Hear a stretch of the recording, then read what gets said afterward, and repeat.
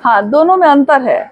देखिए, है तो ये भी पूजा ही, क्योंकि ये इसमें हम अपने महादेव की बात करते हैं, उनकी बड़ाई करते हैं, ये भी तो पूजा ही है। पूजा का और बढ़िया रूप है ये, कि हम सिर्फ मंदिर में पूजा करके सिर्फ बड़ाई करते हैं, हम दुनिया में उनकी बड़ाई कर रहे हैं। तो पूजा से का हाईटेक रूप है ये।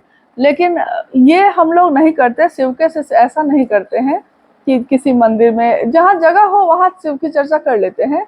लेकिन ये सिर्फ नहीं सोचते कि हाँ, पूजा के लिए हम लोग वहाँ इकट्ठे होंगे, ऐसा नहीं करते हम लोग। ऐसा कोई नहीं करता। महादेव मतलब के गुरु स्वरूप से जुड़े हैं और शिष्य हैं, तो गुरु और शिष्य परंपरा जैसे चलती है, यहाँ जगत गुरु शिव ही है गुरु, और बाकी सब शिष्य हैं। वही जगत का गुरु भगवान भी है, और भगवान की पूजा भी होती ही है। पूजा सबको अपने घरों में करते ही हैं। जैसे बहुत बार शिव चर्चाओं में लोग कहते हैं कि हम भगवती का भजन भी करेंगे, हम गणेश जी का भजन भी करेंगे, हम हनुमान जी का भजन भी करेंगे। तो हम लोग इसको रोकते हैं, इसलिए इसके पीछे ऐसा नहीं है कि देवी देवताओं का आप नहीं कर सकते, आप कर सकते हैं। लेकिन 2 या 3 घंटे के लिए साप्ताहिक चर्चाओं का आयोजन होता है, और वो 2-3 घंटे के अंदर में अगर ये सब चीजें ही होती रह जाएंगी तो चर्चा ही नहीं हो पाएगी। पता चलेगा कि इसी में सारा समय आपका चला गया। आप चर्चा जो महादेव से जुड़ाव कैसे हो, ये तीनों सूत्र को हम कैसे करें, साहब भजनानंद जी ने किस तरह से रास्ता दिखाया है, ये लोगों को बताने में थोड़ा 2-3 घंटे का समय लग जाता है। तो उसमें अगर हम फिर अगर फोटो, प्रसाद, आरती या फिर और गीत ये सब करेंगे तो पता चलेगा कि चर्चा का समय आपका खत्म हो गया और आपकी चर्चा हो नहीं सकी। पूजा आप अपने घरों में करते ही हैं, मंदिरों में जाते ही हैं, आप शिवलिंग पे जल चढ़ाते ही हैं। और ये नया पे नहीं हो रहा, ये तो हजारों साल से महादेव की पूजा हुई है, तो होगी ही होगी। और शिव का शिष्य तो महादेव की पूजा भी करेगा ही। लेकिन शिव के शिष्य के रूप में दूसरों को जोड़ना भी हमारा काम है, और इसके लिए तो थोड़ा घर में, गांव में, घर के बाहर, पहाड़ जंगल पे भी जाना पड़ता है, कहीं कहीं जाते ही हैं लोग। ये तरीका ये है। मतलब ऐसा नहीं है कि जो जुड़े हैं खाली उनको जमा कर लिए हैं, कुछ गीत गा रहे हैं, भजन गा रहे हैं या पूजा कर रहे हैं तो हो गया, ऐसा नहीं है। मतलब शिव चर्चाओं का आयोजन जो होता है उसमें शिव शिष्य लोग भी आते हैं, और कुछ नए लोग भी आते हैं जिनको ये लोग जोड़े रहते हैं। और चूंकि आप यहाँ रहते हैं तो इसलिए भी हम लोग होता क्या है कि चूंकि आप भी अभी सीखने की ये कोशिश में हैं, ये भी अभी सीख ही रहे हैं। मतलब सीखना मतलब क्या कि उस रास्ते पे चल रहे हैं, शिव शिष्यता के रास्ते पे चल रहे हैं, हम भी चल ही रहे हैं। तो अगर एक आदमी कोई रहता है समझाने वाला ना, तो अनुशासन बना रहता है। फिर पता चलता है कि अगर हर व्यक्ति एक दूसरे को समझाने लगा है तो मत समझ में नहीं आता है किसकी बात सुने, क्या कौन सही बोल रहा है। कुछ जगहों पे क्या हुआ कि कोई कह रहा है कि ऐसा करना चाहिए, एक नया राज्य है, वहां पे कुछ लोग चले गए दूसरे राज्य से, तो वो लोग समझाने लगे कि 5 तरह का फल भी रखना है, 5 तरह का मिठाई भी रखना है। अब वो लोग परेशान हो गए, आज तक तो वो ये करते नहीं थे।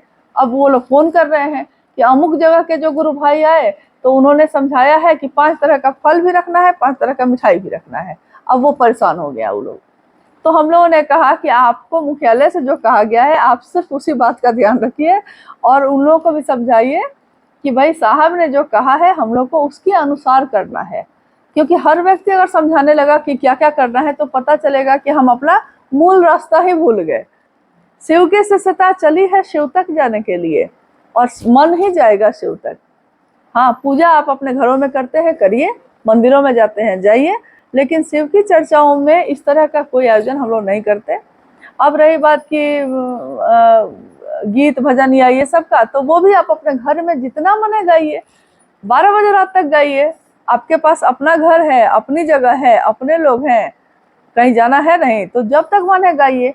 लेकिन शिव की चर्चा में जब आप जुटते हैं तो आप शिव की चर्चा के लिए जुटते हैं, तो उस समय भजन कम से कम और चर्चा ज्यादा से ज्यादा। साहब ने कहा कि शिव ज्ञान देते हैं तो शास्त्र आरेखित होते हैं, लिखे जाते हैं। महादेव ज्ञान देते हैं तो कोई लिखता है किताब, लेकिन जो ज्ञान सीधे मन में उतरता है उसमें लिखने की भी बात नहीं है, वो तो दिल पे ही लिखा जाता है। अब है कि पहला सूत्र में हम लोग बोलते हैं बार बार, लेकिन उसके अलावा सब सारा काम भी करते हैं। कहते हैं महादेव आप मेरे गुरु हैं, लेकिन महादेव से अब मनोकामना की पूर्ति मांगना शुरू करते हैं। महादेव मेरे बच्चा के लिए करिए, महादेव मेरे पति के लिए करिए, महादेव मेरे ऊपर दया करिए, पेट दर्द हो रहा है तो दया करिए, खेत में बारिश क्यों नहीं हुई तो दया करिए। तो साहब ने कहा कि ये हम लोग का दोष नहीं है, ये हम दया मांग रहे हैं, ये हम लोग का दोष नहीं है, ये तो इंसान के जीवन में सुख और दुख है तो वो कहाँ जाएगा, जो अपना है उसी के पास ना जाएगा। और महादेव जब अपने हैं तो हम उनको अपना दुख भी कहते हैं, सुख भी कहते हैं। लेकिन हमको ये समझना पड़ता है कि केवल ये कहने से काम नहीं चलेगा, जब तक वो मेरा अपना होगा ही नहीं वो मेरी बात क्यों सुनेंगे। और यहाँ जैसे अभी उनके पास भी मोबाइल है, इनके पास भी मोबाइल है, लेकिन हमको ये ज्ञान नहीं है कि इसका उपयोग हमको कहाँ कहाँ करना है। ये हमारे उपयोग के लिए है। उपयोग मतलब जरूरत पड़ने पे कोई दूर है तो उससे बात कर लिए, किसी चीज का फोटो मंगाना है तो फोटो मंगा सकते हैं आप, तुरंत हो सकता है ये काम। लेकिन दुरुपयोग क्या हो जाता है इसका कि अब दिन रात हम उसी पे हैं। बच्चों को देखिए दिन रात उसी पे लगा हुआ है, या हम ही लोग अभी बैठे हैं महादेव की बात कर रहे हैं तो कभी उनका बज रहा है फोन, कभी इनका बज रहा है फोन। नहीं, मतलब हमको ये नहीं पता है कि हाँ हमको इसको कैसे कैसे हम इसके साथ काम कर सकते हैं, मतलब इसको साइलेंट कैसे किया जाता है, ये भी मतलब ये ज्ञान नहीं है। नतीजा क्या है कि अब फोन बज रहा है लेकिन उसको चुप कैसे कराएं ये हमको नहीं आता है। तो ये मेरा दोस्त नहीं है, इसके लिए भी ज्ञान की जरूरत है। किसी भी चीज के लिए, मोटरसाइकिल खरीद लेने से मोटरसाइकिल चलाने आता है, मतलब मोटरसाइकिल हम खरीद सकते हैं, लेकिन मोटरसाइकिल चले इसके लिए हमको ज्ञान लेना पड़ेगा। किसी भी काम के लिए पत्ता चुन लीजिएगा, लेकिन पत्ता का जो थाली और कटोरा बनता है उसको भी बनाने के लिए सीखना पड़ता है कैसे बनता है। पत्ता तो इकट्ठा कर लिए लेकिन बनाने नहीं आता है। जीवन में हर क्षेत्र में जाने में महादेव की दया से ज्ञान की जरूरत पड़ती है। साहब ने कहा कि अरे भाई 1 किलो चीनी और 2 किलो परवल क्या मांगते हो महादेव से। महादेव अगर अपना हो जाए तो सारी कायनात तुम्हारी अपनी है। अगर महादेव मेरा हो जाए तो महादेव की बनाई हुई हर चीज मेरी होगी कि नहीं होगी।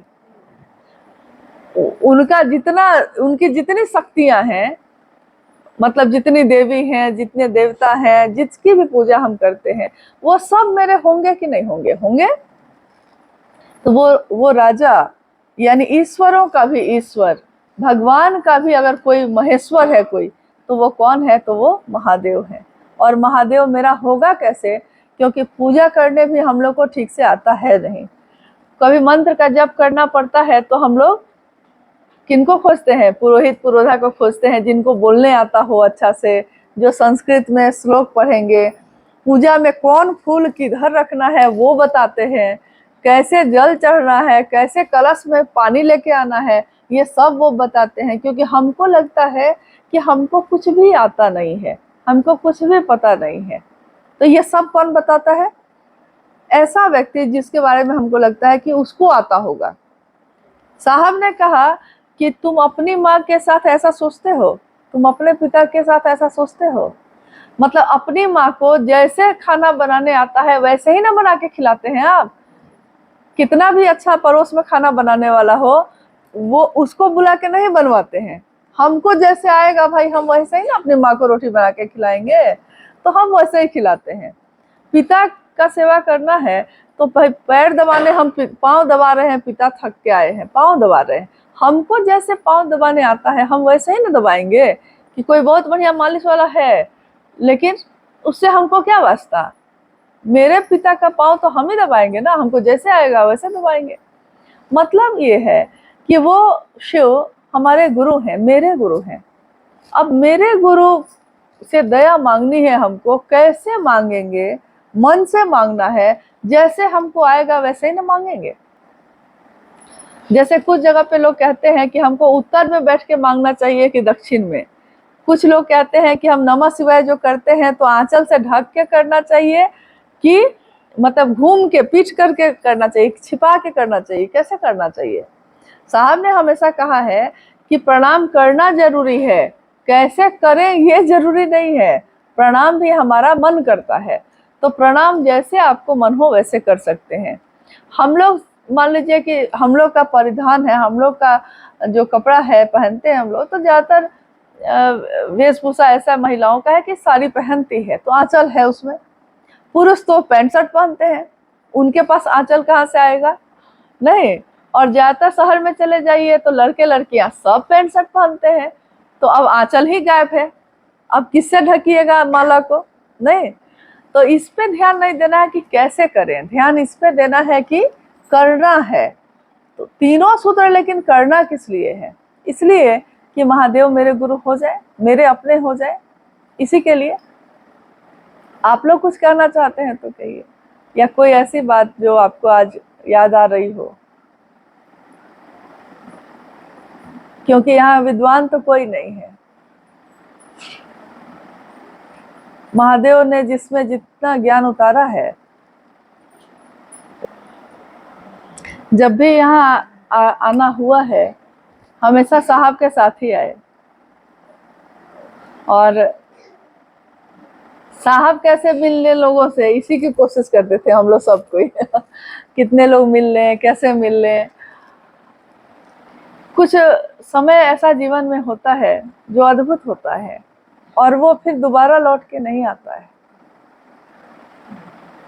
हम लोग के जीवन में सशरीर साहब से मिलना उतना ही तय था, लेकिन ये भी बहुत बड़ी बात होती है कि हम लोग में से ज्यादातर लोग साहब से उनके शरीर में रहते हुए मिल पाए, क्योंकि लाखों करोड़ों लोग उनसे नहीं मिल पाए हैं, उनको देख भी नहीं पाए हैं, तस्वीर देखे हैं उनकी। लेकिन आप लोग तो उनके पास बैठे। अभी एक गुरु भाई बोले ना कि हम आए थे तो लड्डू भी खिलाए, तो लड्डू भी खिलाए, मतलब जिनका दिया हुआ हम खा भी सके और जिनसे बात भी कर सके, जिनके पास बैठ भी सके। ये हम लोग के जीवन का कुछ अच्छा सौभाग्य, कुछ अच्छे कर्मफल होंगे जो ऐसा सौभाग्य मिला हम लोग को। देखिए, हाँ, जैसे ये जो पूछे हैं, मतलब सबके साथ ऐसा होता है, इसलिए इनके जिज्ञासा को पहले समझ लीजिए। इनके जिज्ञासा ये है कि शिव को जो प्रणाम करते हैं, महादेव को जो प्रणाम करते हैं, नमः शिवाय का मंत्र का जप करते हैं हम लोग, और 100 माला पे अगर करते हैं तो 108 की जो माला होती है गिनती की हुई, उस माला पे करते हैं। सांस पे करते हैं तो गिनती नहीं हो पाती, अनगिनत बार होती है। माला पे भी कभी कभी गिनती से थोड़ा ज्यादा हो जाता है, यही ना, यही पूछना चाहते हैं। सांस पे भी अगर करते हैं तो ज्यादा अगर हो जाए तो, हाँ दोनों में अंतर है, हाँ दोनों में अंतर है। जैसे तीसरा सूत्र जो है नमः शिवाय से का सहारा लेकर हम लोग करते हैं, प्रणाम आवश्यक है, आप नमः शिवाय मंत्र का सहारा ले सकते हैं। अब है कि दो तरीके से हम लोग, ज्यादातर शिव से जो है, शिष्यानुभूति एक छोटी सी किताब है जिसमें साहब ने 1990 के दशक में लिखा था कि शिव के शिष्यों के लिए सर्वोत्तम जप की जो विधि है वो अजपा जप है। अजपा जप का अर्थ होता है कि जिसकी गिनती नहीं की जा सके, और जो सांस पे चढ़े और सांस से उतर जाए, सांस लिए तो चढ़ा और सांस छोड़े तो उतर जाए, और जिसकी गिनती नहीं हो सके। एकमात्र एक ऐसा मंत्र नमः शिवाय है जो सांस पे चढ़ता है और उतरता है। और साहब श्री हरिनानंद जी के जीवन में ये नमः शिवाय कैसे आया था ये तो आपको पता है, ये घटना तो आप लोग जानते हैं। मुजफ्फरपुर में तुर्की नाम के स्थान पे, मुजफ्फरपुर जिला है बिहार का और तुर्की वहाँ का प्रखंड है, वहाँ पे टीचर ट्रेनिंग कॉलेज है। उस कॉलेज में उस समय साहब के पिताजी जो हैं प्रिंसिपल थे, और साहब पढ़ाई करते थे पटना में और बीच बीच में वहाँ जाया करते थे। एक शाम जब वो बैठे थे और अकेले में बैठे थे, एक आम का पेड़ है वहाँ पे उसके नीचे, तो उन्हें उससे 1 साल पहले 1974 में उन्होंने शिव को गुरु बना लिया था अपना। लेकिन जब शिव को गुरु बनाया था तो उनको कुछ मालूम नहीं था कि क्या करना होता है इसमें। उसके 1 साल बाद ये घटना घटी, क्योंकि उन्होंने शिव को गुरु मानते समय कहा था कि आप जो शरीर में आकर मुझको बताइएगा अगर, तो हम वो भी नहीं सीखेंगे, क्योंकि शरीर में आके बहुत लोगों ने मुझको धोखे दिए हैं, मुझको ठगा है। तो अब जहां से चोट खा लेते हैं हम लोग, धोखा खा लेते हैं, तो उस पर फिर विश्वास नहीं होता है। लगता है ना कि नहीं, ये आदमी एक बार धोखा दे चुका है, अब दोबारा नहीं फंसेंगे। तो उन्होंने कहा कि अगर महादेव अगर आप शरीर में आके बताएंगे तो मैं नहीं सीखूंगा। आज से पहले जो भी मैं करता था वो सब भी अब नहीं करूंगा। तीसरा उन्होंने कहा कि अब जो आप बताएंगे, जैसे बताएंगे अब वैसे ही करेंगे। तो ये हवा के झोंके के साथ जब वो बैठे थे अकेले, तो हवा जब कभी कभी बहती है तो हम लोग को महसूस होता है ना कि हवा, सुगंध भी आती है कभी कभी, कहीं दूर फूल खिले हैं लेकिन हवा के झोंका के साथ सुगंध हमारी नाक में महसूस होता है। तो साहब बैठे थे और हवा के झोंके के साथ उन्होंने देखा कि नमः आया है, सांस पे चढ़ गया, और जैसे ही सांस छोड़े तो मतलब एकदम देखा उन्होंने, उनको पूरा पता चला कि शिवाय जो है उतर गया। नमः शिवाय यानी सांस पे गुरु ने कैसे दिया नमः शिवाय? साविध दिया, विधि के साथ। विधि क्या थी? सांस पे नमः चढ़ाना और शिवाय उतारना। यानी जो उनको उनके गुरु ने दिया वही विधि ना वो शिव के शिष्यों को भी देंगे। तो उन्होंने लिखा है शिष्यानुभूति में कि शिव के शिष्यों के लिए सर्वोत्तम विधि है अजपा जप, यानी सांस पे जप करना, सांस पे लेना और सांस छोड़ना।